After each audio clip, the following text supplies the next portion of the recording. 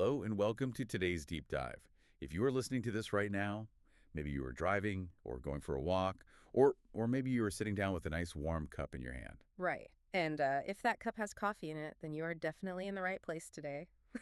But our mission for this deep dive is, well, it's a little bit different than usual. It is, because we know that many of you listening right now are learning English, and we also know that the world of coffee is just full of really difficult words. It can be very confusing. Oh, absolutely. I mean, you walk into a cafe and the menu looks like a science test. Or you look at a bag of coffee beans and it says things like acidity or notes of leather, and you think, what does that even mean? Exactly. Who wants leather in their coffee, right? So today is a special English class deep dive. We are going to slow down. Mhm. We are going to speak very clearly, and we are going to learn the vocabulary of coffee together. It's basically a two-for-one deal. You get smarter about coffee, and you get to practice your English at the exact same time. We have some really great sources today. We have articles on the biology of the plant, some history, and this totally fascinating map of coffee culture in Southeast Asia. So take a sip from your mug, and let's jump right in. Let's start with the absolute basics, the vocabulary for the raw material.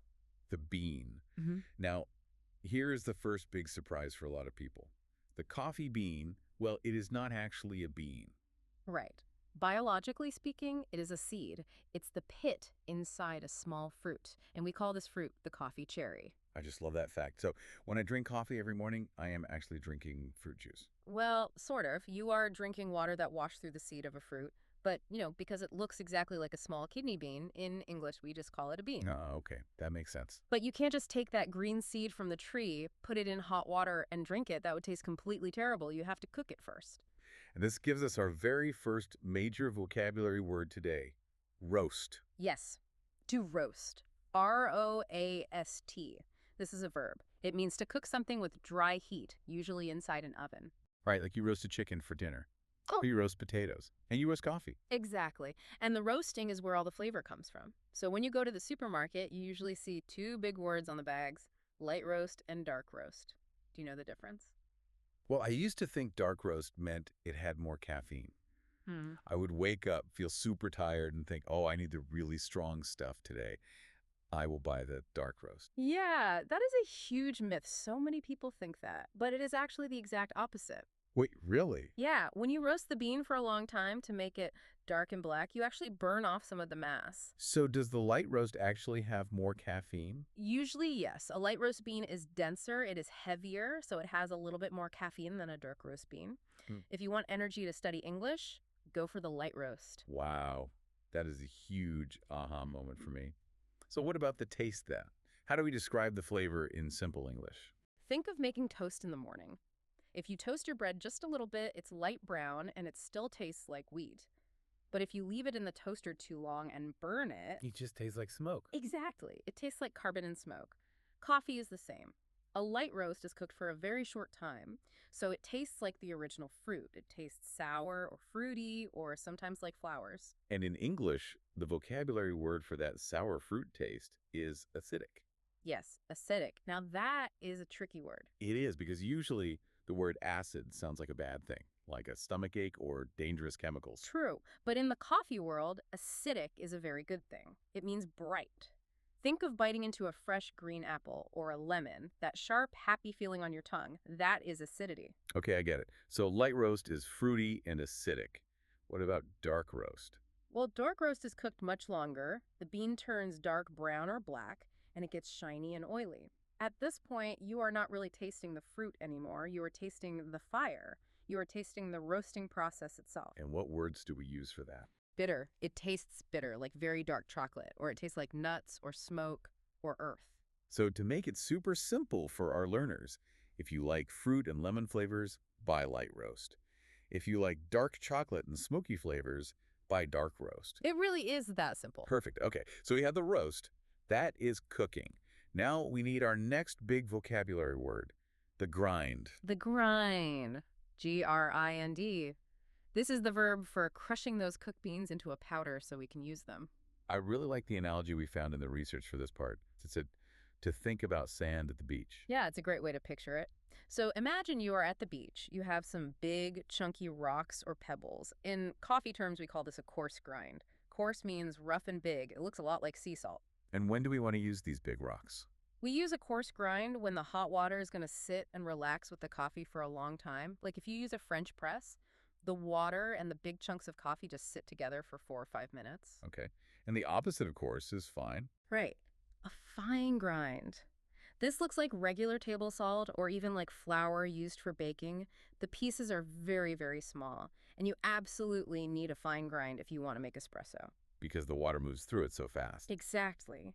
If you use big rocks to make an espresso, the water just runs right past them. It doesn't pick up any flavor. You just get a cup of dirty, warm water. Gross. Yeah. But if you use flour-like coffee in a French press, it gets completely stuck in the filter, and your coffee will taste terribly bitter and dusty. So a quick vocabulary check for everyone listening. Roast means cooking the bean. Grind means crushing the bean. Coarse is big. Fine is small. You are doing great. You've got it. All right, now let's go into a coffee shop. Yeah. This is the part where English learners, and honestly even native English speakers, get really nervous. The menu is just full of Italian words. It is. Coffee really is a global language, but the menu is almost always written in Italian. Let's decode it together. Let's start with the absolute base of almost every drink, that tiny, small, super strong cup of coffee. How do you pronounce it? It is pronounced espresso. Okay, I have to stop you there because I hear people say it differently all the time. I hear people say espresso with an X sound. Oh, no, no, no. That is a linguistic crime. Please don't do that. There is absolutely no X in the word espresso So why do people say it? because it sounds like the English word express, which means fast. But the actual word comes from Italian, meaning pressed out, because the machine uses high pressure to push the water through the fine coffee grounds. Okay, so it is espresso, no X. Yeah. Got it. And what is that lovely golden foam sitting on top of the espresso? That foam is called the crema. It looks so delicious, right? Like a sweet, creamy caramel topping. But here's a fun fact from our sources. Crema is actually incredibly bitter. Really? It looks so sweet and inviting. It looks sweet, but it's mostly made of carbon dioxide gas and coffee oils. If you take a spoon and eat just the foam, it tastes very harsh. But it does a great job of trapping all those beautiful coffee smells inside the cup so they don't escape. That's fascinating. Okay, so we have our little cup of espresso. Now, let's do some simple math. We are going to add milk to it. What is the actual difference between a latte and a cappuccino? This might be the most common question I ever get, and the answer is all about the air. The air? What do you mean? I mean the bubbles. So let's look at a latte first. A latte is 1 shot of espresso plus a whole lot of hot steamed milk. It has very little foam on top, so the drink feels heavy, milky, and wet. And we have a very funny cultural tip from our notes here. The word latte literally just means milk in Italian. Yes, it does. So if you ever travel to Italy and you sit down and just say, 1 latte, please, the waiter is going to bring you a tall glass of cold milk. You have to say cafe latte if you want coffee. I bet thousands of tourists make that exact mistake every summer. A cold glass of milk. Mm-hmm. Okay, so latte means milky and wet. What is a cappuccino then? A cappuccino is 1 part espresso, 1 part milk, and a whole lot of thick, airy foam. It is fluffy. When you pick up the cup, it feels surprisingly light in your hand because it's mostly bubbles. I really love the history behind this word. Our source mentioned it was named after monks. Yes, the Capuchin monks in Italy. Hundreds of years ago, they wore these long brown robes with big hoods, and the color of the espresso mixed with the milk perfectly matched the light brown color of their robes. So the word cappuccino basically translates to little hood. That is just adorable. I'll have a little hood, please. Yeah. Okay, so if you want a milky, heavy drink, you order a latte. If you want a light, foamy, fluffy drink, order a cappuccino. Exactly right. Now, what about the Americano? The Americano has a great origin story from World War II. So American soldiers were stationed over in Italy. They wanted coffee, but the Italian espresso was just way too strong and bitter for them, and the cups were tiny. Right, they were used to those big, giant mugs of weak coffee back home in the USA. Exactly. So to fix it, they took the little shot of espresso and just poured a bunch of hot water into it to dilute it. The Italians watched them do this and started calling the drink the Cafe Americano, literally American coffee. So an Americano is just espresso plus hot water. Yep. Very simple. Very simple. And finally, for those of us who prefer dessert, what is a mocha? The mocha is for the sweet tooth. It is basically a latte, so espresso and milk, but you add chocolate syrup or cocoa powder to it. So it's basically hot chocolate, but with a coffee kick. That's exactly what it is. Well, I feel so much more confident about the menu now. Mm-hmm. Let's take a trip. We have learned the basic words, but now let's look at the culture around the world. Yes, let's do it. We have this really amazing map in our sources today. It's called the ASEAN Coffee Map, and it focuses heavily on Southeast Asia. And this is where the topic gets really exciting. Because in the West, we always think of coffee as an Italian thing or a French thing, or we think of the farms in Brazil and Colombia. But Southeast Asia has a completely unique, vibrant coffee style. It really does. But let's contrast the cultures first. In the Yeah. USA, coffee is treated like fuel. You go to a drive-through, you get it in a paper cup to go, and you drink it while driving so you can work harder. It's all about speed and energy. And in Australia, In Australia, it's very social. The quality of the coffee is extremely high. You don't rush. You sit down in a nice cafe, you say "g'day" to your friends, and you enjoy the morning. but then we look at Southeast Asia, Yeah. specifically Malaysia and Singapore. They have something called the Kopitiam. Right. Kopitiam essentially translates to coffee shop, and the local coffee they serve there is simply called kopi. Now, get ready for this. In Europe and America, we roast coffee beans using dry, hot air. But in Malaysia, they roast the beans with margarine. Wait, margarine? Like the cheap yellow butter substitute you put on toast? Yes, they put chunks of margarine and white sugar right into the hot roasting drum along with the coffee beans. That sounds crazy. Why would they do that? Because it melts and creates this dark, sticky, caramelized candy shell around every single bean. It makes the final coffee taste incredibly rich, thick, and smoky. Wow. And they don't use a fancy Italian espresso machine to make it, right? No machines at all. They use a long cloth filter. Honestly, it looks exactly like a sock. A sock? A literal coffee sock. They put the sticky ground coffee in the sock and pour boiling water through it. The coffee comes out looking like black syrup. It's so strong. And then, to balance it out, they pour in a huge splash of sweetened condensed milk. For our English learners, condensed milk is that very thick, super sweet milk that comes in a small metal can. Right, because the margarine roast is so intensely bitter and dark that super sweet, thick milk balances the flavor perfectly. It is absolute heaven in a cup. That sounds completely amazing. I want to try that immediately.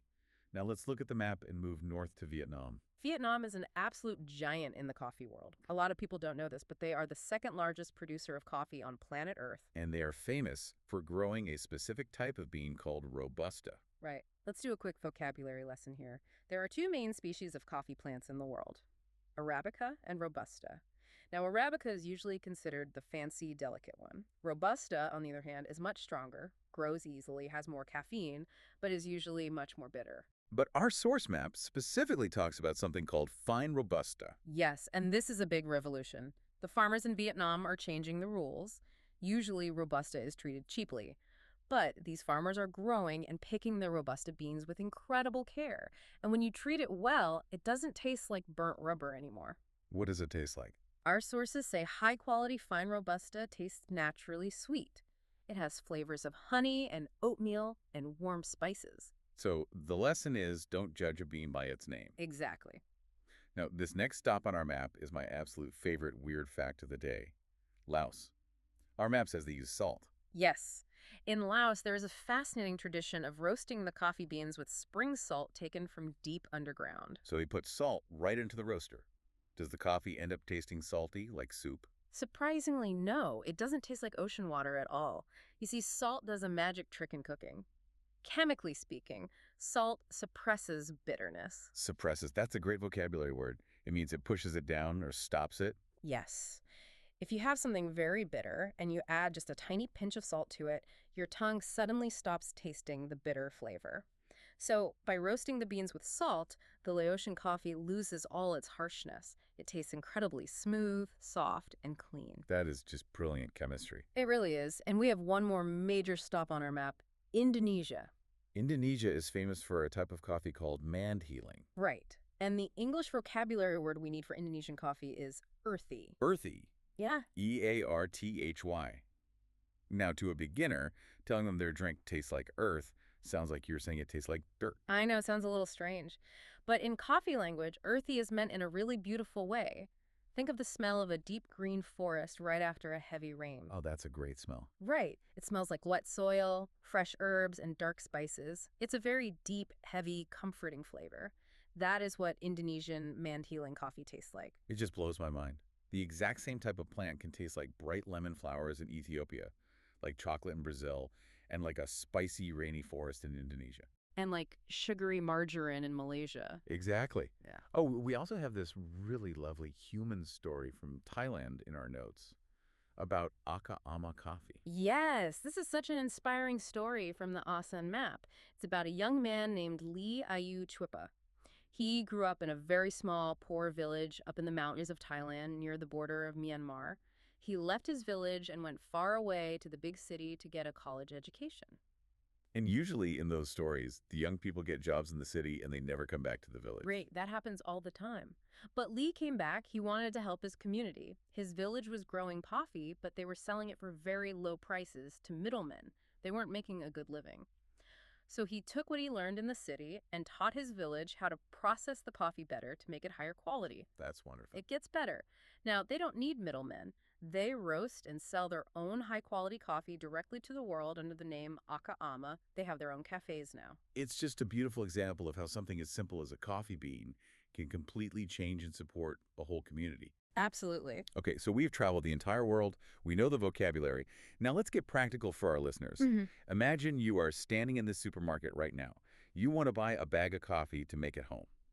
It can be super overwhelming. There are just so many colorful bags and labels. You usually see two big phrases on the front of the bags, single origin and blend.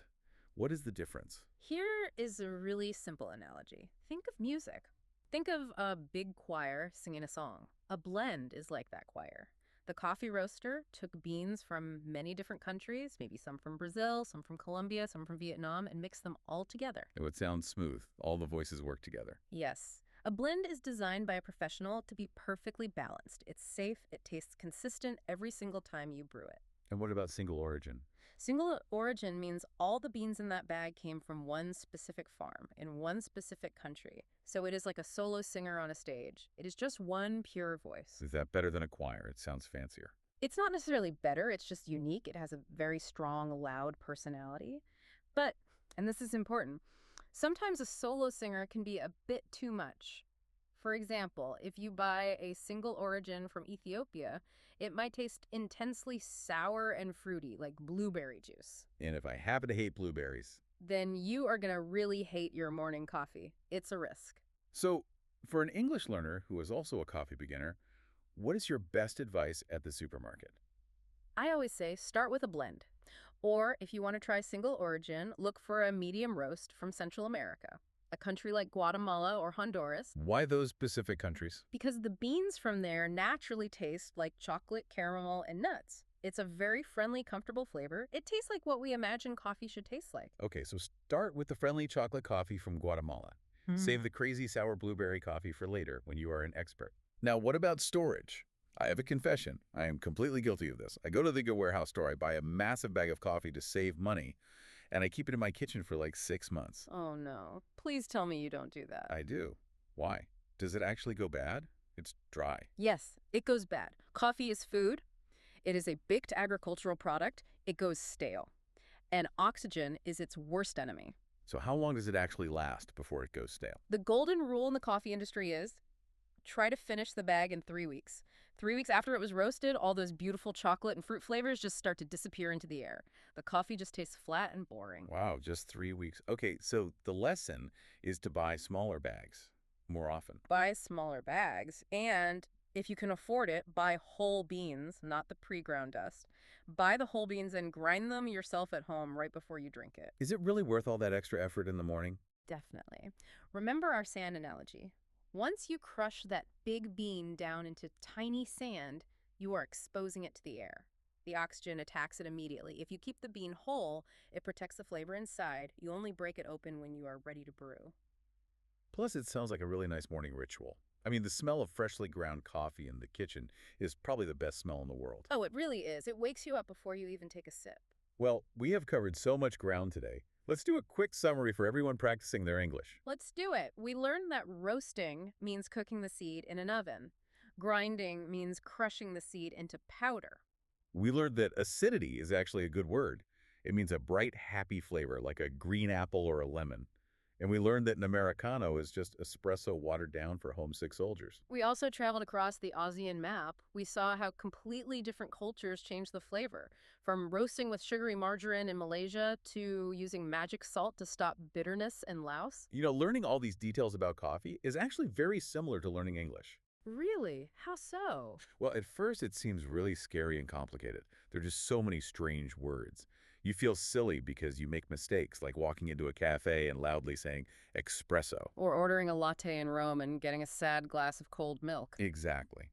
But the more you practice, the more comfortable you get. You start to understand the menu. You start to notice the small, beautiful details. And in the end, the result is incredibly energizing and rewarding. That is a really beautiful way to look at it. It takes patience, but it is entirely worth the effort. Before we wrap up, I want to leave you, the listener, with one final, slightly provocative thought to explore on your own. We always look to Europe, to Italy and France, as the historical leaders of coffee culture. Right. We use their Italian vocabulary, we drink their espresso drinks, we follow their rules. But when we look at the incredible innovation happening in Asia right now, the respect for fine Robusta in Vietnam, the salt roasting, the amazing modern capitiums opening in places like Singapore and Bangkok, it really makes me wonder, What does it make you wonder? is the future of global coffee culture actually in the East? Are we going to see Malaysian-style capitiums opening up on the streets of New York and London in the next 10 years? Hmm. I think we might. I think we just might. The world of coffee is always evolving. It never stands still. Well, thank you so much for joining us on this slow and steady deep dive today. Yeah. We really hope you learned some new English words and some fun new facts to share with your friends. Keep practicing your English and keep tasting new coffees. Grab a cup, enjoy the aroma, and we will see you next time. Goodbye.